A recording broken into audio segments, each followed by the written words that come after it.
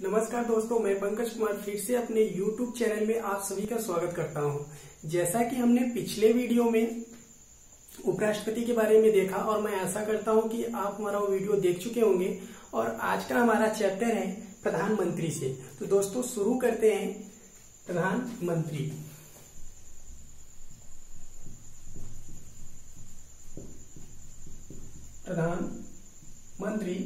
अर्थात prime minister. तो दोस्तों हम एक एक पॉइंट को देखते हुए चलेंगे और देखेंगे कि हमारे संविधान में इनका क्या कार्य है। तो फिर पहली चीज तो हम जानते हैं कि हमारे भारत में पार्लियामेंट यानी संसदीय व्यवस्था को अपनाया गया है। तो जो संसदीय व्यवस्था है वो हमने ब्रिटेन से लिया है। जो संसदीय व्यवस्था है वो हमने कहां से लिया है? वो हमने ब्रिटेन से लिया है। कहां से लिया है हमने? ब्रिटेन से। और इस संसदीय व्यवस्था में दो प्रमुख हैं। पहले तो हमारे राष्ट्रपति हैं, राष्ट्रपति जी हैं, और दूसरे हैं प्रधानमंत्री जी। पहले हमारे राष्ट्रपति जी हैं और दूसरे हैं प्रधानमंत्री जी। तो दोस्तों यहाँ पे राष्ट्रपति जी को हम नाम मात्र का हेड मानते हैं। क्या मानते हैं?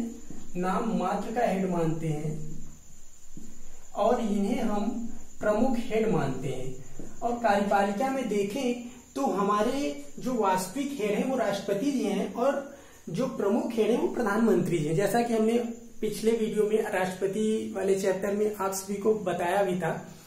तो दोस्तों इसमें हम देखते हैं जो भी राष्ट्रपति के कार्य एवं शक्तियां हैं वो राष्ट्रपति जी के ही नेतृत्व में प्रधानमंत्री जी उन सभी कार्य शक्तियों का उपयोग करते हैं और हमारे जो केंद्र की व्यवस्था है वो प्रधानमंत्री जी के ही कार्य में चलता है निर्देशानुसार। उसके बाद हम देखते हैं दो महत्वपूर्ण अनुच्छेद। तो पहला आर्टिकल यानी अनुच्छेद है अनुच्छेद 74, जो ये बताता है कि मंत्री परिषद का गठन होगा। मंत्री परिषद का गठन होगा राष्ट्रपति को सलाह देने के लिए। राष्ट्रपति को सलाह देने के लिए। और एक आर्टिकल और है अनुच्छेद आर्टिकल 75 ये कहता है कि इस मंत्री परिषद का जो हेड होगा वो होंगे हमारे प्रधानमंत्री जी अर्थात पीएम। क्या होंगे? हेड होंगे। तो दोस्तों हमने ये दो आर्टिकल देखा, आर्टिकल 74 और आर्टिकल 75।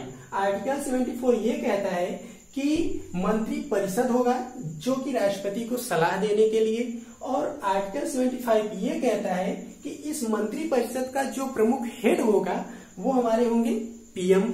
अब हमने ये पॉइंट जो देखा ये इंपॉर्टेंट भी है दोस्तों, अक्सर परीक्षाओं में इनके बारे में पूछ भी लिया जाता है, तो इसे हम बेसिक रूप से याद रखेंगे। ठीक है, अब हम आगे बढ़ते हैं। दोस्तों पहली चीज तो होती है नियुक्ति, कि प्रधानमंत्री जी की नियुक्ति कौन करता है। तो देखते हैं प्रधानमंत्री जी की नियुक्ति कौन करता है। तो प्रधानमंत्री जी की जो नियुक्ति करता है वे होते हैं हमारे राष्ट्रपति जी। कौन होते हैं? हमारे राष्ट्रपति जी। और इनकी नियुक्ति करते हैं राष्ट्रपति जी द्वारा। लेकिन इनका निर्वाचन क्या होता है? नहीं दोस्तों, इनका निर्वाचन नहीं होता है, बल्कि ये चुने जाते हैं। नियुक्ति का मतलब ही होता है कि चुना जाना। तो निर्वाचन नहीं होता है, लेकिन निर्वाचन संबंधी बात एक यहाँ पे फंसता है। क्या फंसता है दोस्तों? कि जो लोकसभा में बहुमत दल का नेता होगा उसी को हमारे राष्ट्रपति महोदय जी चुनेंगे। किस पद के लिए? प्रधानमंत्री पद के लिए। तो यहाँ पर होगा क्या? लोकसभा का बहुमत दल का नेता, बहुमत दल का नेता।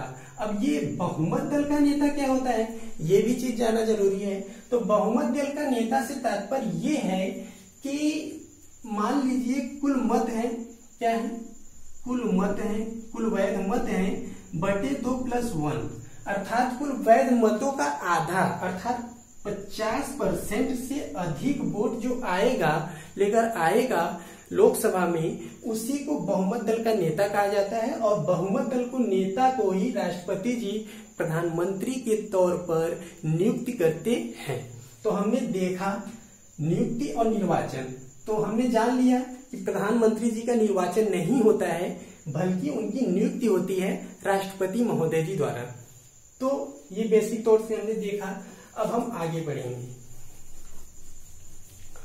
दोस्तों, चूंकि वे लोकसभा के बहुमत दल के नेता होते हैं, लेकिन ये भी जरूरी होता है कि वे बहुमत दल के नेता हैं तो पर उनकी सदस्यता भी अनिवार्य होती है, चाहे वो राज्यसभा से सदस्यता हासिल कर ले, चाहे लोकसभा से सदस्यता हासिल कर ले, लेकिन सदस्यता यहाँ पे उनकी अनिवार्य होती है। तो मान लीजिए वोटिंग हो गई और वे ना ही लोकसभा के सदस्य हैं ना ही राज्यसभा के सदस्य हैं, तो उन्हें क्या होता है कि उन्हें समय दिया जाता है। उन्हें समय दिया जाता है कि चाहे आप 6 माह के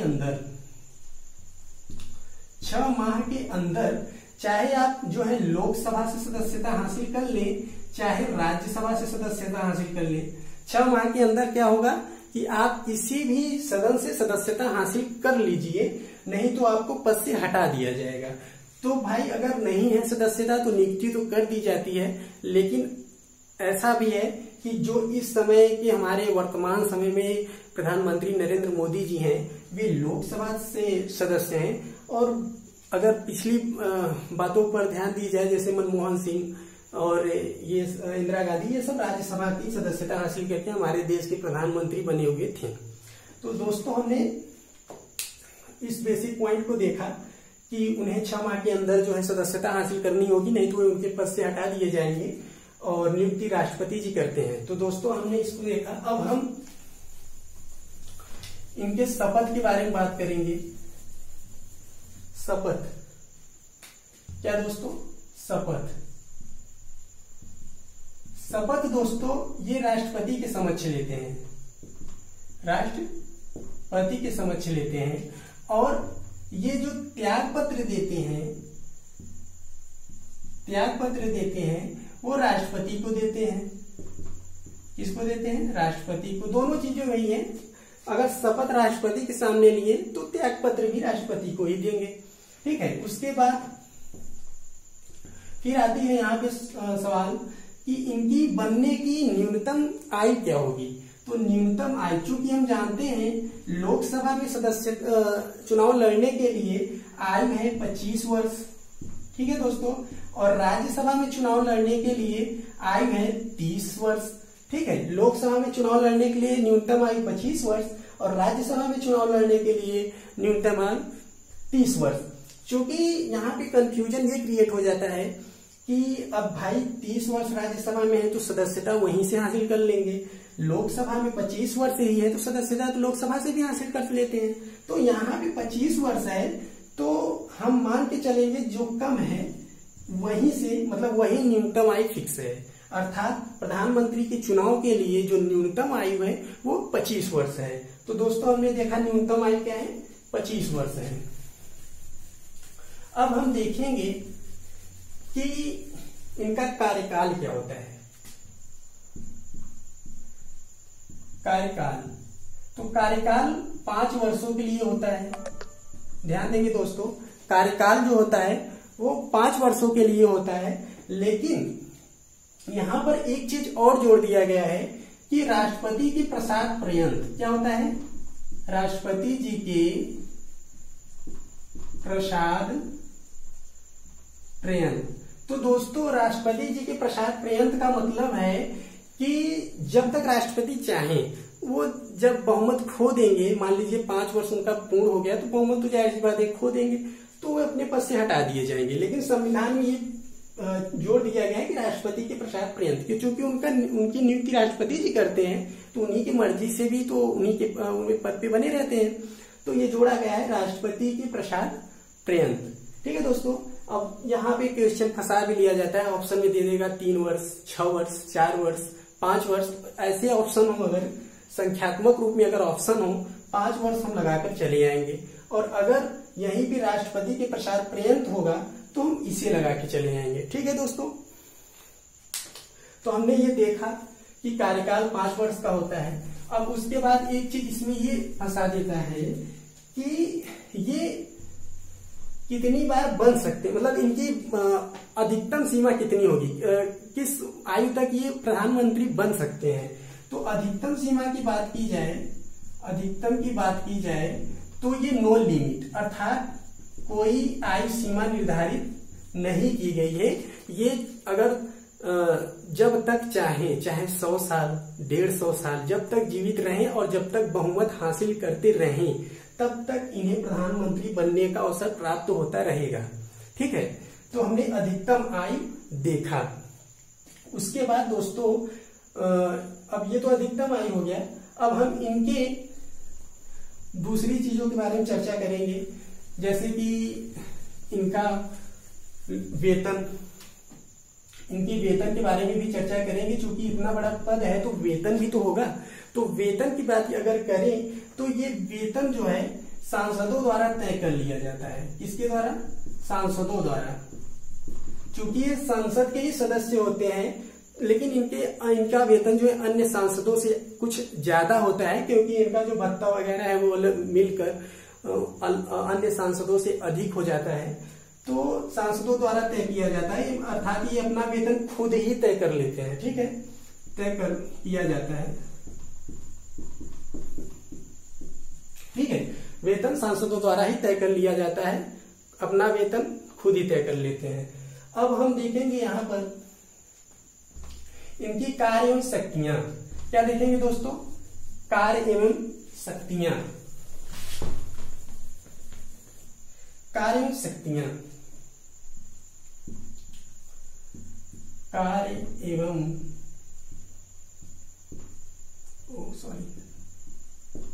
शक्तियां। ठीक है दोस्तों, कार्य एवं शक्तियां की अगर हम बात करें तो बेसिक रूप से संविधान में इनके लिए कोई शक्तियों का वर्णन नहीं दिया गया है। ठीक है, बाकी कार्य तो ये बहुत सारा करते हैं राष्ट्रपति जी के नेतृत्व में, और शक्तियों की बात की जाए तो संविधान में वर्णन नहीं है इनकी शक्तियों के बारे में। चूंकि ये अगर देखा जाए तो नाम मात्र के राष्ट्रपति को हेड मान लिया जाता है, प्रमुख रूप से इन्हें प्रमुख हेड मान लिया जाता है। तो राष्ट्रपति की जो कार्य और शक्तियां हैं वे इन्हीं के बस में आ जाता है, और उनके कार्य शक्तियों का ये इस्तेमाल करते हुए बाकी कार्यों को करते चलते हुए रहते हैं। ठीक है, तो हम एक एक पॉइंट देखेंगे। पहले देखेंगे मंत्री परिषद में इनका कार्य क्या होता है। मंत्री परिषद में, तो मंत्री परिषद में क्या होता है, पहला पॉइंट तो होगा मंत्री परिषद की जो अध्यक्षता करते हैं इन्हीं के द्वारा होता है। मंत्री परिषद की अध्यक्षता यही करते हैं। उसके बाद दूसरी पॉइंट होगी मंत्रियों को बनाना। मंत्रियों को बनाना, मंत्रियों का बनाना ये मतलब नहीं कि मंत्रियों का नियुक्ति करते हैं, नहीं।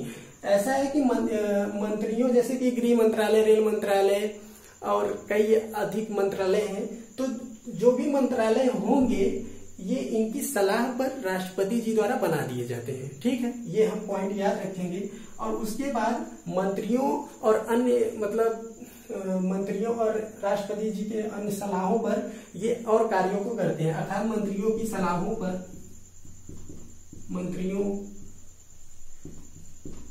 को सलाह या मंत्रियों को सलाह देते हुए अन्य कार्यों को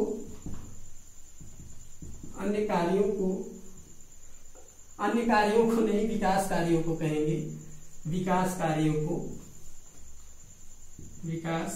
को करना। ठीक है दोस्तों, तो मंत्रियों की सलाह पर या मंत्रियों को सलाह देते हुए विकास कार्य को आगे बढ़ाते हुए। ठीक है, अब हमें मंत्री परिषद में देखा। अब हम देखेंगे कि राष्ट्रपति के प्रति इनकी शक्तियां क्या होती हैं। राष्ट्रपति की इनकी शक्तियां क्या होती हैं। ठीक है, तो हम देखेंगे दूसरा पॉइंट। पहला देखा मंत्री परिषद, अब राष्ट्रपति के बारे में देखेंगे। तो राष्ट्रपति में देखेंगे तो पहली पॉइंट ये आएगा कि जो है ये राष्ट्रपति को सलाह देते हैं। तो पहली पॉइंट तो यही हो गया, राष्ट्रपति को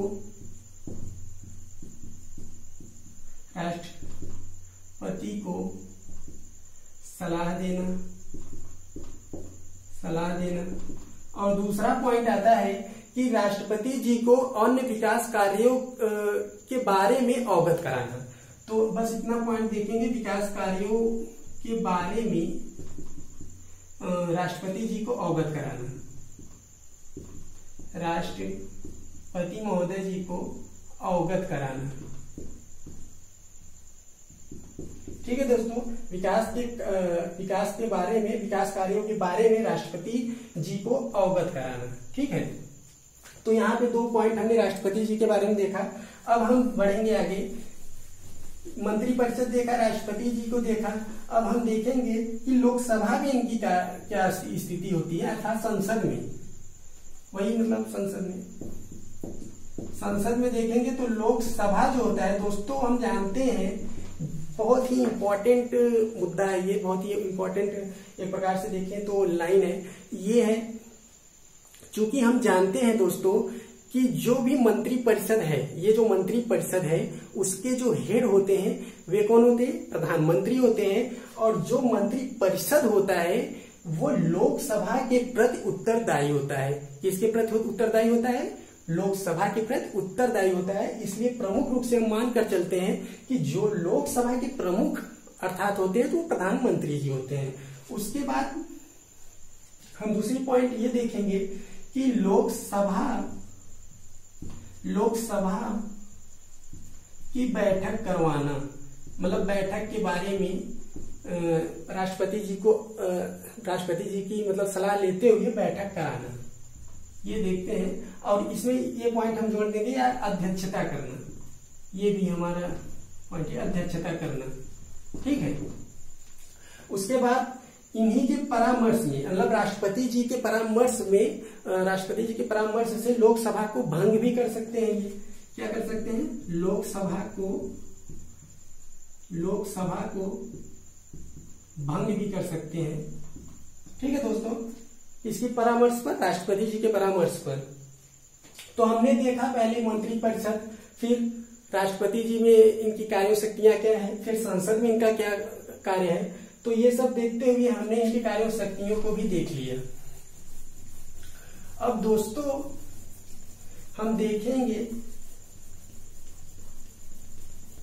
कि इनकी जो और अन्य शक्तियां हैं कहाँ कहाँ आती हैं, अन्य शक्तियों के बारे में। तो दोस्तों हम जानते हैं कि जो योजना आयोग था उसके जो अध्यक्ष थे वो प्रधानमंत्री महोदय जी होते हैं, जो कि बदल कर नीति आयोग कर दिया गया।